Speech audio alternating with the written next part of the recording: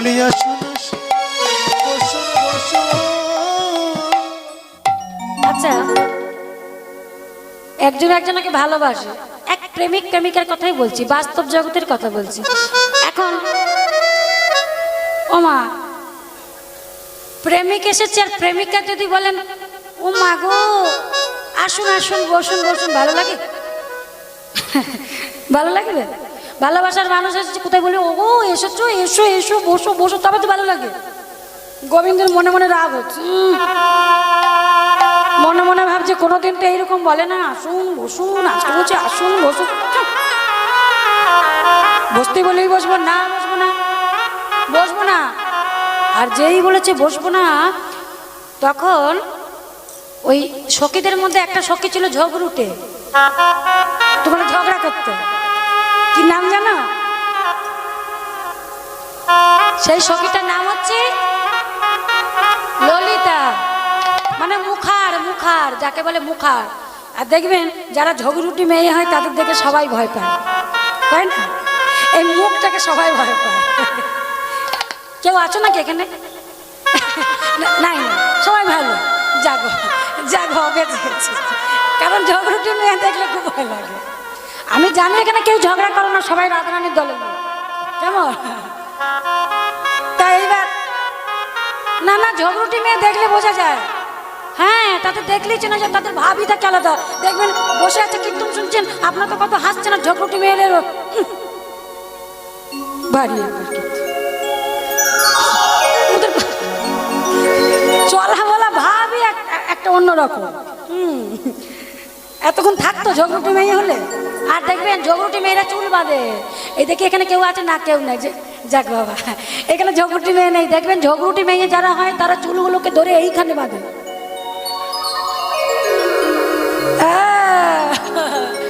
হরি বল, রাধে রাধে।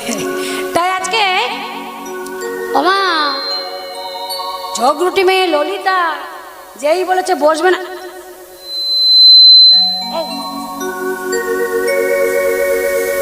কি বললে? কি বললে মাধব? বসবে না, বসবে না, বসো।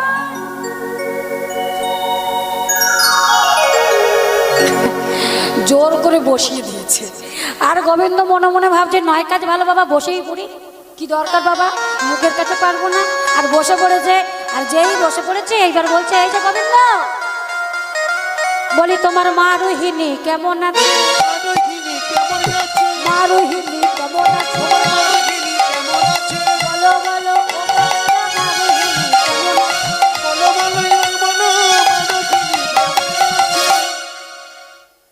মা রোহিণী। বলি হ্যাঁ গো, আমার মা রোহিণী হবে কেন? বলে তোমার মা রোহিণী না তো তোমার মায়ের নাম কি? বলে তোমার মায়ের নাম কি? বলে কেন আমার মায়ের নাম জানো না? আমার মায়ের নাম হচ্ছে যশোদা। ও তুমি তাহলে শ্যাম আমাদের? তোকে একদমই চিনতে পারিনি গো, কিছু মনে করো না, কেমন? তা বলো বলো। বলি কালকে আসার কথা ছিল, তা এখন আসছো? গোবিন্দ বলছে দাঁড়াও, সব বলবো, একটু রাধারানীর কাছে যেতে দাও। রাধারানীর কাছে গেলেন। গোবিন্দ বলছে দাঁড়াও, একটু রাধারানীর কাছে যাই, তারপরে তোমরা যা বলবে সব শুনবো। রাধারানীর কাছে যাবে, যেই পা ফেলেছে আর রাধারানীর সামনে এসে দাঁড়িয়েছে। দাঁড়াও। নীলত কলশ্রী মুখমণ্ডল, ঝামরে কাহে ভেলো, ঝামরে কাহে ভেলো, নীলত কলশ্রী মুখমণ্ডল, ঝামরে কাহে ভেলো, ঝামরে কাহে ভেলো। কি হয়েছে? কালকে আসার কথা ছিল, এলে না, আর আজকে এসেছো। একদম তোমার নীল রঙের দেহটা কেমন যেন হয়ে গেছে, চক্ষুগুলো রক্তবর্ণ হয়ে গেছে, লাল লাল হয়ে গেছে, মনে হচ্ছে রাত জেগেছো। গোবিন্দ বলছে আর উপায় নাই, চাতরালি করতেই হবে। গোবিন্দ বলছে শোনো রাধে, আসলে গতকালকে আমার একটু জ্বর হয়েছিল। ওগো মদন জ্বরে তনু তাল জাগরে নিশি গেল।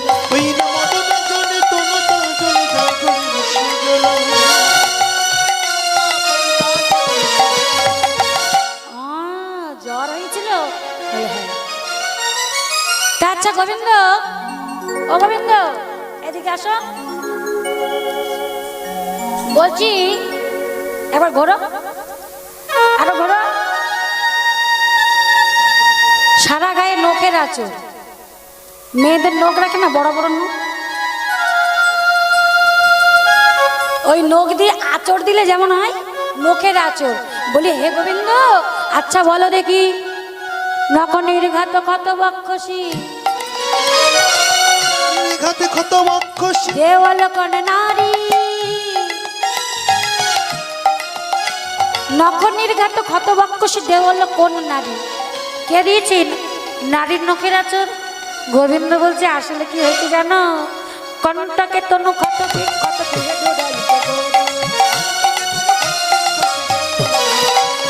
কণ্ঠকে তনু ক্ষত কত তুহে ধরাইতে গৌরী। কাটা কাটা, কণ্টক মানে কাটা। যখন বনে বনে ঘুরছিলাম আমার কি মনে হয় জানো, ওই কাটার আঁচড় লেগেছে।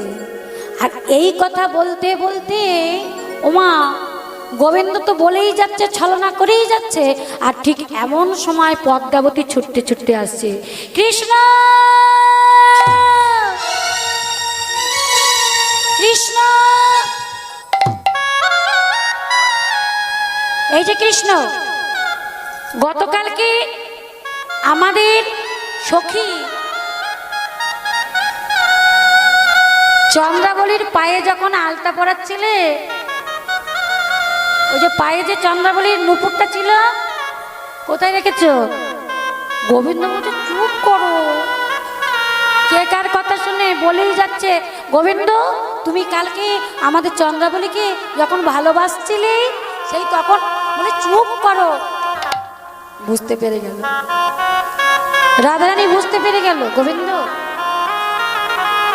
সারা নিশি তোমার জন্য জেগে জেগে বসে রইলাম। আসতে মা, এখানে মন দিয়ে শুনবেন একটু, কেমন হয়ে গেছে, আর বেশি দেরি নেই। বলছে সারাটা নিশি তোমার জন্য আমি বসে রইলাম জেগে জেগে, আর তুমি কি করলে? তুমি চন্দ্রাবলীর কুঞ্জে রজনী যাপন করলে। গোবিন্দ তোমার ওই মুখ আমি দর্শন করতে চাই না। রাধারানীর হয়ে গেল অভিমান।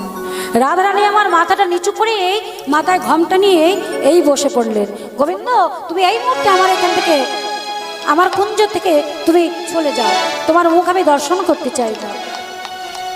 গোবিন্দ আমার কি করলেন, রাধারানীর চরণ তলে লুটিয়ে পড়ে চরণ দুখানে বুকের মধ্যে জড়িয়ে ধরলেন। রাধে ক্ষমা করে দাও, রাধে আমার ভুল হয়ে গেছে। রাধে স্মর গরল খণ্ডন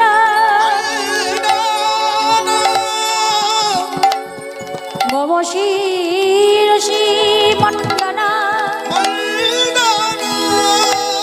দেহি পদ পল্লব মুদার।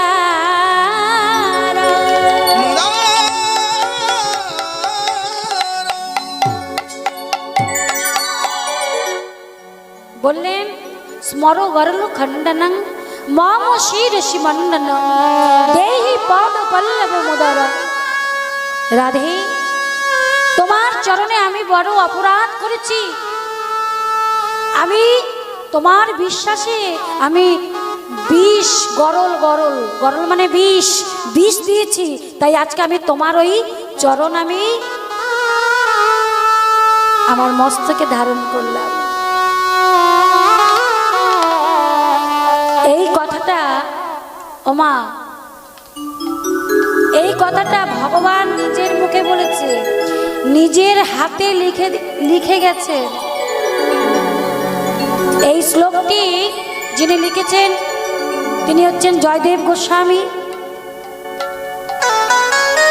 গীত গোবিন্দে তিনি কলম দিয়েছেন, তবে এই কথাটা তিনি লিখতে পারেননি।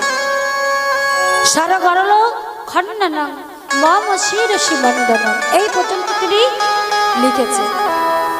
কিন্তু তারপরে যে কথাটা দেহি পদ পল্লব মুদারম, চিন্তা করলেন যে কথাটা আমি কেমন করে লিখব? ভগবান ভক্তির চরণ মাথায় নেবে, এটা আমি কি করে লিখবো? এটা আমি লিখতে পারবো না। জয়দেব কিন্তু পারলেন না। জয়দেব গোস্বামী যখন পারলেন না, ভগবান নিজেই জয়দেবের রূপ ধারণ করে এসে জগৎকে প্রমাণ করে দিলেন, হে জগতের জীব, রাধারানী আমার এমন ভক্ত, শুধু রাধারানী নয়, কেউ যদি আমাকে ভালোবাসার মতো বাঁচতে পারে, তার চরণে আমি মস্তকে ধারণ করতে পারি, এমনকি আমি তার চরণে দাস হয়ে যাই। ভগবান নিজে এসে সেই গীত গোবিন্দখানা লিখতে পারেনি, জয়দেব গোস্বামী একদম সম্পূর্ণ করে স্বর্ণ অক্ষরে লিখে দিয়ে গেলেন, দেহি পদ পল্লব মুদার। একবার যাবেন, এই তো চলে এসেছে আর কদিন পরে, যেটা আমরা বলি মকর সংক্রান্তি। মকর সংক্রান্তি, পৌষ সংক্রান্তি, এই সামনেই আমাদের জয়দেব মেলা হয়। আপনারা হয়তো যান, আর যারা যাননি একবার যাবেন। তীর্থক্ষেত্র কেমন, যেখানে জয়দেব গোস্বামী, যেখানে মা পদ্মাবতী তারা গোবিন্দ সেবা করত, কেমন, যেখানে ভগবান নিজে এসেছিলেন, গীত গোবিন্দ লিখে গিয়েছিলেন, পূর্ণ তীর্থ, যেখানে অজয় নদী বয়ে চলেছে। আর মকর সংক্রান্তি, ওমা মকর বাহিনী গঙ্গা, মকর বাহিনী গঙ্গা এই দিনে এই জগতে আবির্ভূত হয়েছিল, এই জগতে এসেছিল, কেমন, এই মর্তলোকে এসেছিল ওই দেবলোক থেকে। তাই এই দিনটা অনেক পূর্ণ দিন। অনেকে অনেকে কত কত মানুষ গঙ্গা স্নান করতে যায়, জন্মান্তরের পাপ তাপ ধুয়ে মুছে পরিষ্কার হয়ে যায়। এমনকি বলছে, তুমি এই মকর সংক্রান্তিতে তুমি যদি স্নান করতে পারো, তুমি যদি একবার স্নান করতে পারো, তাহলে কি হবে, তোমার 100 নয় 200 নয়, হাজার হাজার গো দান করলে যে পুণ্য তুমি লাভ করবে, সেই দিন তুমি একবার স্নান করতে পারলে তুমি সেই পুণ্য লাভ করতে পারবে। তাই যদি আপনারা পারেন, আপনারা যাবেন, বেশি দূরে যেতে হবে না, গঙ্গা স্নান করতে আমাদের এখান থেকে কাছেই জয়দেব মেলায় যায় সবাই। আপনারা যাবেন, একবার স্নান করে আসবেন, কেমন। তাই সবাই মিলে একবার দুবাহু তুলে আমার সঙ্গে নিতাই গৌর প্রেমানন্দে হরি হরি বল। তাই সেই জয়দেব গোস্বামী পাদ তিনি লিখলেন, সরগরল খণ্ডনম মম শিরসি মন্ননম। ভগবান লিখে দিলেন, দেহি পদ পল্লব মুদারা। রাধারানী আমার বসে বসে কাঁদছে। সখীরা বলছে, আর কাঁদিস না, যা হওয়ার হয়ে গেছে, ছেলে কাঁদবে, আমরা তো আছি, তোর চিন্তা কি আছে, তোরে তুই যেমন করে বসেছিলিস সেইভাবে বসে থাক। গোবিন্দ একবার এসেছে তো কি হয়েছে, আবার আসবে। শুধু একটা কাজ কর, একটু আশীর্বাদ কর আর একটু চরণের ধুলা দে। তোর আশীর্বাদ নিয়ে যেন গোবিন্দকে আবার আনতে পারি, তোদের যেন মিলন ঘটাতে পারি, কেমন। আমরা তো কারিগর, এক একটা কারিগর, প্রেম কারিগর, আমরা ভাঙতে পারি, করতে পারি। এই বলে সখীগণ কি করেছি, রাধারানীর চরণ ধুলা নিচ্ছে। ললিতা বলছে, একটু ধুলি দে রা, ধুলি দে রা। ভক্তমণ্ডলী, ভক্তিমতী মায়েরা, এই যে চরণ ধুলা যেমন তেমন জিনিস নয়। এ জগতে আমরা যদি কোথাও যাই, টাকা পয়সা দরকার হয়, কেমন না, কেমন, পার্থিব জগতের টাকা পয়সা ধন, কেমন, আমরা অনেক অনেক জায়গায় যাই, কিন্তু গোবিন্দের চরণে যেতে গেলে, ভক্তের কাছে, ভক্তের চরণ ধুলি যতক্ষণ না তুমি লাভ করতে পারবে, গোবিন্দের চরণ তুমি লাভ করতে পারবে না। তাই এখানে যারা যারা আপনারা আছেন ভক্ত, আপনাদের ওই চরণ ধুলি ওইখান থেকে দূর থেকে আমার মস্তকে দান করবেন, আর গোবিন্দের কাছে প্রার্থনা করবেন, এই চরণ ধুলি মস্তকে নিয়ে যেন আমিও একদিন ভবসিন্ধু নদী পার হতে পারি। নিতাই গৌরানন্দে হরি হরি বল। একটু ধুলি দে রা, ধুলি দে রা, ধুলি দে রা, ধুলি দে রা, ধুলি লয়ে যাত্রা করে ধুলি দে রা, ওই ধুলি লয়ে যাত্রা করে ধুলি দে রা, লয়ে যাত্রা করে ধুলি দে রা, ধুলি লয়ে যাত্রা ওগো বদন ভরে হরি বল বলো, করে ঘরে ঘরে বলে ধুলি লয়ে যাত্রা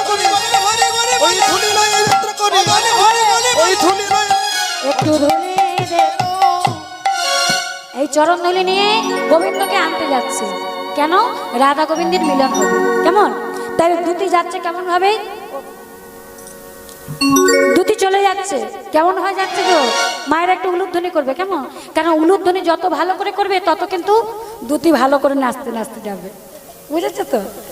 দুটি যায় রে ঠবকে ঠবকে চলে যায়, দুটি যাই রে ঠমকি ঠমকি চলে যায়।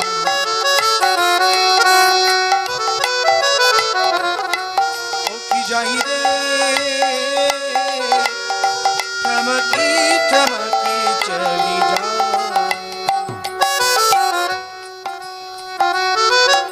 চলে যায়।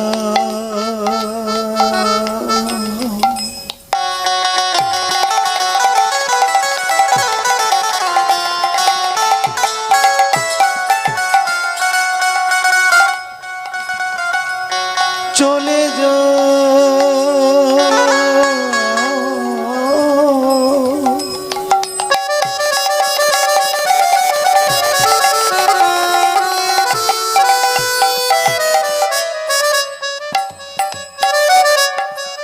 তার গরবে পাপরে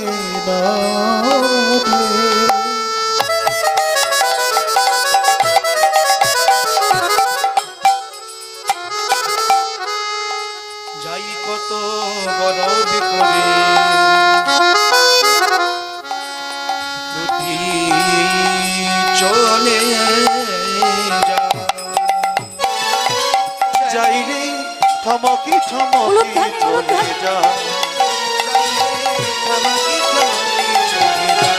চলে যাই রে থমকি থমকি চলে যায়। ঝমে ঝম আস্তে ওমা চরণে নূপুরগুলো আছে ঝুমঝুম করে বাজছে। শুধু তাই না, ঝমে ঝমে গান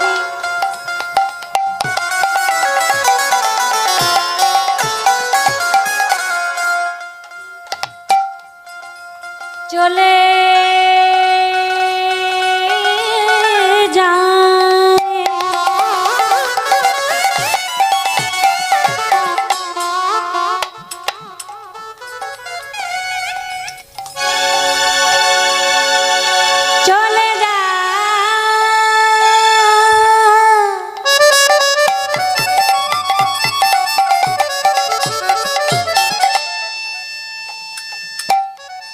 মনে আনন্দ ধরছে না, গোবিন্দের কাছে যাচ্ছে, গোবিন্দকে আনবে। আজকে রাধা গোবিন্দের যুগল মিলন দর্শন করবে তো মনে খুব আনন্দ হচ্ছে, তাই গোবিন্দের কাছে যাচ্ছে, নাচতে নাচতে যাচ্ছে। ওমা গোবিন্দকে ভালোবাসলে গোবিন্দের কাছে যেতে হলে নিজেকে সাজতে হয়, ভগবানকেও সাজাতে হয়, কেমন মনে আনন্দ রাখতে হয়। তা কেমন ভাবে যাচ্ছে? নাচতে নাচতে চলে যাচ্ছে।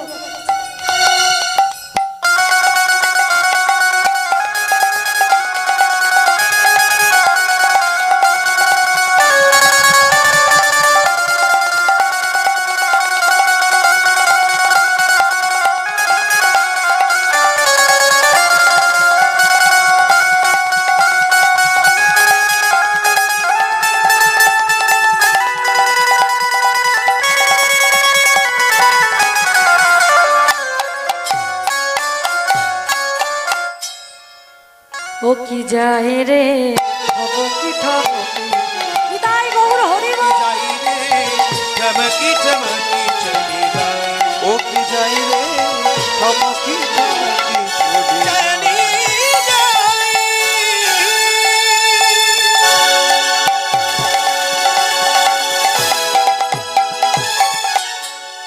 স্বামী গণবীর গণবিনী অষ্ট সখীর শিরোমণি রমণী মুকুটমণি অভিসারের বিনোদিনী আমাদের রাধা ঠাকুরানী যাই কত গরব করে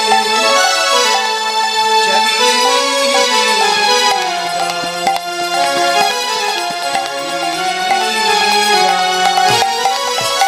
ও কি যাই রে ঠমকি ঠমকি চলি যায়। যাই রে ঠমকি ঠমকি দেখা হয়ে গেল গোবিন্দের সঙ্গে। গোবিন্দ বলছে, অদিতি, বলি একবার যেমন করেই হোক তোমাদের রাধারানীর সঙ্গে মিলিয়ে দাও গো আমাকে, কারণ আমি যে রাধাবিনে রইতে নারী। বৃন্দা বলছে আচ্ছা আমি যে গোবিন্দকে তোমার সঙ্গে মিলিয়ে দেব, তা বিনিময়ে কিছু পাবো? ওমা, কেউ যদি কিছু না পায় এ জগতে এমন কোনো কাজ আছে সে করে? বিনা স্বার্থে কিন্তু কেউ কোনো কাজ করে না। তা বলে আমি কি পাবো? বলে তুমি যা চাইবে। যা চাইবো? টাকা পয়সা ধন রত্ন, এই যে কি চাও? ঘর বাড়ি দরকার? ঘরও দরকার, আর কি দরকার? ও বাবা, টাকাও দরকার? বাবা, সব দরকার। বলছে ঘর বাড়ি টাকা গাড়ি, গাড়ি দরকার, গাড়িও দরকার। কিন্তু মা এই দেখুন ভক্ত কি বলে, দেখুন ভক্ত কোনোদিন বলে না যে আমার টাকা পয়সা দরকার, ঘর বাড়ি দরকার। কি বলে ভক্ত? বলে হে গোবিন্দ,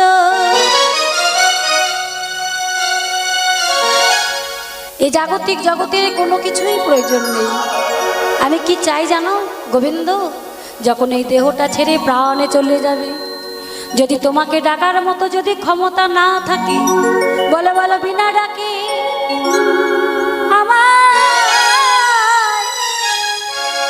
সেদিন পার করে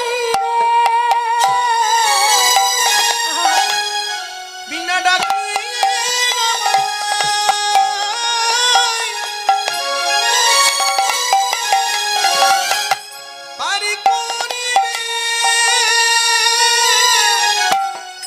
বলছে বিনা ডাকে, মানে আমি ডাকবো না, তুমি পার করবে না।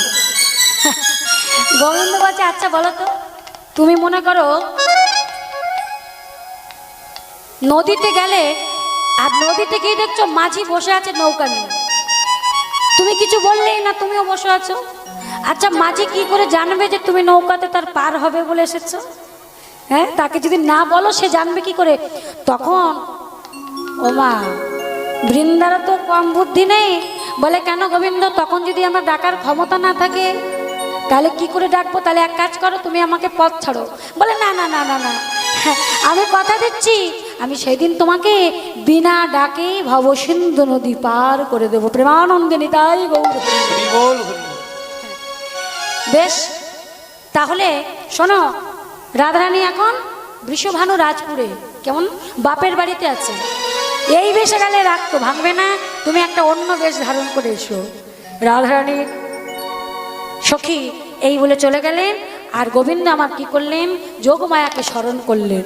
বললেন হেই যোগমায়া, একবার এসে দেখা দাও, একবার আমার প্রেমময়ীর কাছে যাও। যাবো বলি তুমি আমাকে এমন একটা বেশে সাজিয়ে দাও যেন ধনী চিনতে না পারে। সর্বমঙ্গলা মঙ্গলে শিবে সর্বার্থ সাধিকে শরণ্যে ত্রম্বকে গৌরী নারায়ণী নমস্তুতে। শরণাগত দীনার্থ পরিত্রাণায় পরায়ণী সর্বশক্তি হরে দেবী নারায়ণী নমস্তুতে। সৃষ্টি স্থিতি বিনাশানাং শক্তি ভূত সনাতনী গুণাশ্রয় গুণময়ী নারায়ণী নমস্তে।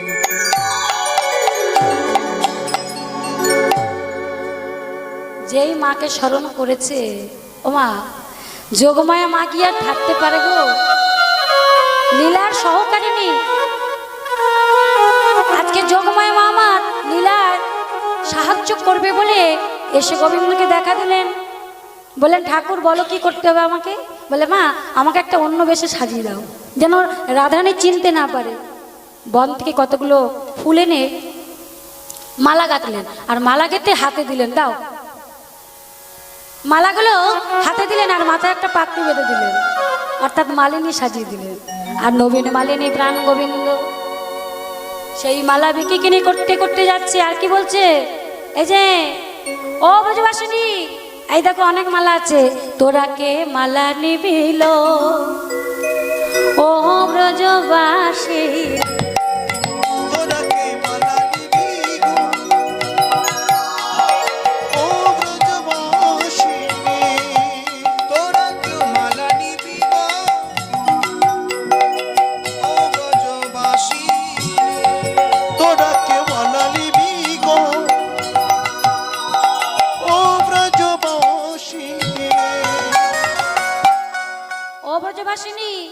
দেখো অনেক আছে। মালা এক গাছি নয়, দু গাছি নয় গো। এই মালা এক গাছি নয়, দু গাছি নয় গো। মালা এক গাছি নয়, দু গাছি নয় গো। মালা এক গাছি নয়, দু গাছি নয় গো। ওহো মালার হালাই এনেছি তোরাকে মালা দিবি গো। হৃদয় গৌর হরি হরি বল। ও ব্রজবাসিনী তোরাকে মালা নিবি গো। ও ব্রজবাসিনী তোরাকে মালা নিবি গো। ও ব্রজবাসিনী তোরাকে মালা নিবি গো। ও ব্রজবাসিনী। ওমা রাধারানী বলছে, "এই, বৃন্দা একবার ডাকতো ওই মালিনী, ওই যে মালা বিক্রি করছো ওকে ডাক।" বৃন্দা ডেকেছে, আর যখনই ডেকেছে মালিনী এসে দাঁড়িয়েছে, বলছে তোমার মালার কি কাজ আছে?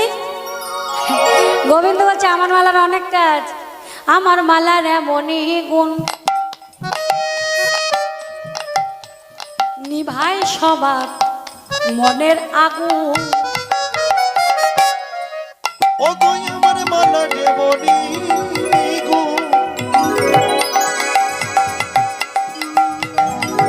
আরে নিভাই সবার মনে রাখো।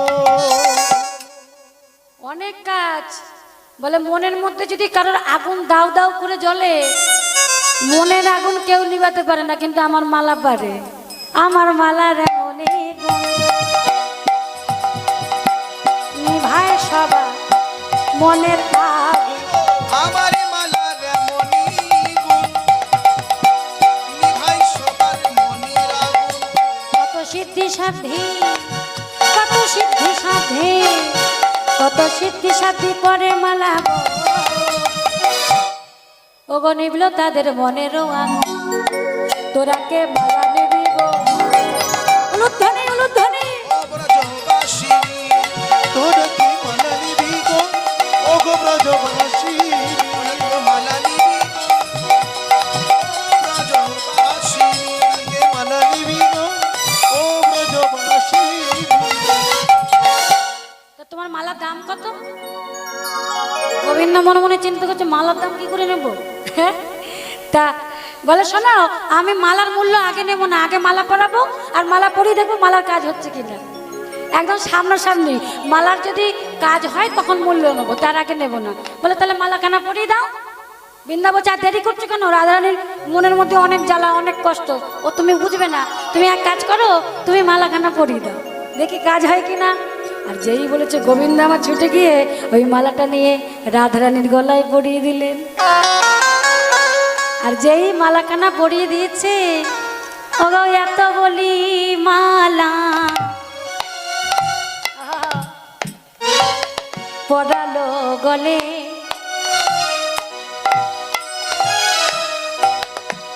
বদন চুম্বন করে। এত বলি মালা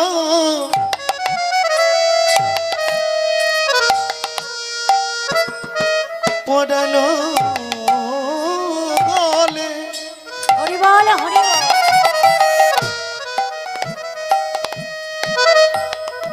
বদন চুম্বন করে। এই এই এই সখিরে, মালিনীর স্বভাব মনে হচ্ছে যেন মোটেও ভালো নয়। যেই বদনখানা চুম্বন করেছে রাধারানীকে মালাটা পরিয়ে, সখীদেরকে বলছি সখিরে মালিনীর স্বভাবে কব ভালো নয় রে। মালিনীর স্বভাব কভু ভালো নয় রে। দেখ দেখ কেমন করে চেয়ে আছে, স্বভাবে কব ভালো নয় রে। দেখ দেখ এমন করে চেয়ে আছে। বলি ও ললিতা ও বিশাখা, চেয়ে আছে। ললিতা ও বিশাখা, এমন করে চেয়ে আছে। এমন করে চেয়ে আছে। তাই গৌর হরি হরি বল। এমন করে চেয়ে আছে। এমন করে চেয়ে আছে। পদকর্তা বলছে রাধে ভালো করে চেয়ে দেখো মালিনীর দিকে, মালিনী অন্য কেউ নয়, দেখো একবার ভালো করে। রাধারানী আমার ভালো করে তাকিয়ে দেখছে, সখীদের বলছে এই সখী মাতার ওড়নাটা খুলে দাও তো। মাতার ওড়নাটা জন্য ভালো চেনা যাচ্ছে না। আর যেই মাথার ওড়নাটা খুলে দিয়েছে সখীরা, অমনি দেখছি তো গোবিন্দ আমার। রাধারানী বলছে প্রাণনা, আর আমার কোনো অভিমান নেই, আমার মনে আর কোনো দুঃখ নেই, তোমার সঙ্গে অভিমান করে আজকে আমি একটা জিনিস জানতে পেরেছি। বলে কি জানতে পেরেছি? আজকে তুমি প্রমাণ করে দিয়েছো যে গোবিন্দ তুমি আমার একার নও, যে ডাকে তুমি তারই হও। গোবিন্দ আমার একার নও তুমি গোবিন্দ, তাই এসো, আর আমার কোনো অভিমান নেই, আর আমার মনে কোনো দুঃখ নেই। এইবার রাধারানী আমার কি করলেন, গোবিন্দের পাশে এসে দাঁড়ালেন। এইবার সখীরা বাজে ভালো করে একবার দাঁড়া, তোরা যুগল হয়ে তোদের যুগল রূপখানা দর্শন করে আমরা সবাই মিলে জয় গান গাই। এবার শ্যামের বামে দাঁড়াইল, দাঁড়া দাঁড়া, নবীন কিশোরী। শ্যামের বামে, শ্যামের বামে, শ্যামের বামে, শ্যামের বামে, শ্যামের বামে দাঁড়াইল নবীন কিশোরী গো, নবীন কিশোরী।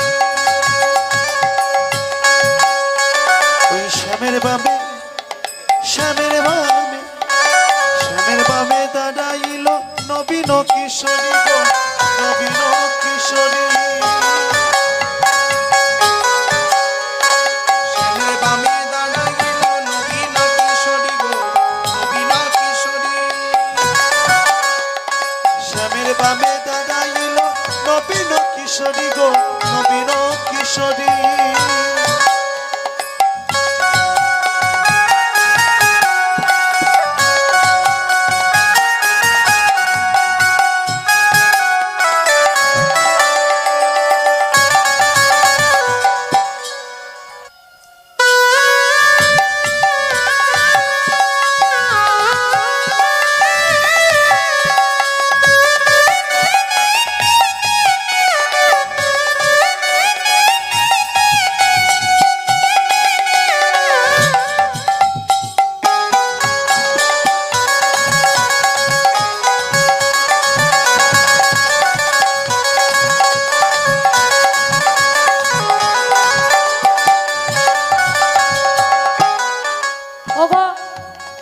ভক্তগণ, ভক্তগণে সবাই মিলে একবার বলো হরি হরি, একবার বলো হরি হরি। ভক্তগণে সবাই মিলে হরি বল হরি বল, বলো হরি হরি, বলো হরি হরি। ভক্তগণে সবাই মিলে বলো হরি হরি, বলো হরি হরি। ওই ভক্তগণ সবাই মিলে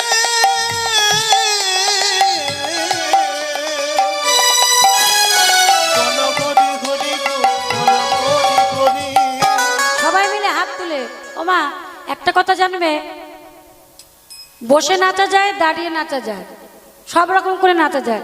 যদিও আর বসে থাকতে হবে না, কারণ যুগল মিলন দর্শন করতে হয় দাঁড়িয়ে দাঁড়িয়ে দর্শন করতে হয়। কেমন? তাহলে এবার সবাই মিলে দাঁড়িয়ে আমার সঙ্গে হাত তুলে একদম তালে তালে মিলিয়ে আনন্দ করে নৃত্য গীত করে আপনারা সবাই মিলে যুগল মিলন দর্শন করুন। কেমন?